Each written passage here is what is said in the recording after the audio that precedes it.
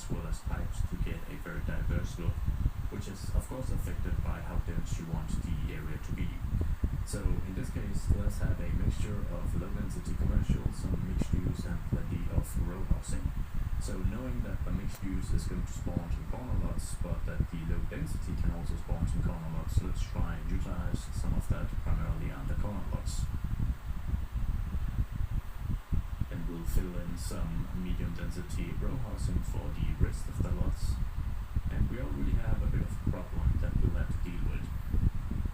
Because sometimes, for whatever reason, the zoning kind of aligned so that these are grayed out because they're actually angled towards one of these streets. Now, of course, if we have anarchy enabled, we can kind of hack our way out of this by grabbing a tile and moving through some of these buildings to force the game to allow us to zone here. If you don't have anarchy enabled, it's a little more tricky. We can try without it, and of course we'll need to make sure that we don't actually encroach on this lot, or that we demolish this building. But I don't actually think it's going to work in this case without anarchy. And it won't.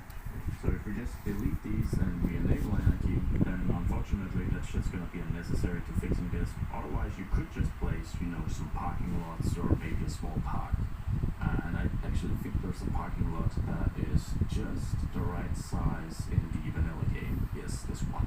But it is one of those cases where you are missing out if you don't have anarchy. So if your priority is not to play unmodded, but just to make sure that you can zone as much as possible, then I really advise you to at least grab anarchy, because it is going to allow you to just kind of manipulate the zoning layout of each block a little better so that you can at least get as close as possible to the result you want.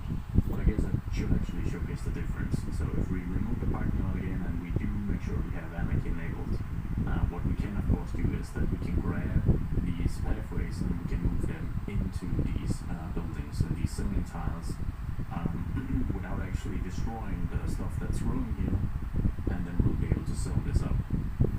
Now, one of the reasons these buildings will still grow is that we're using the plumber rules mod, where we can enable buildings to continue to exist and function and even develop, even though we haven't zoned for them. Now, if you want even more zoning control, and you have started dabbling in some mods, then you can write some custom zones of EPDX mods site that really enhance the zoning abilities you have available. Because if you guys remember the narrative of Mercy from the first episode of this city,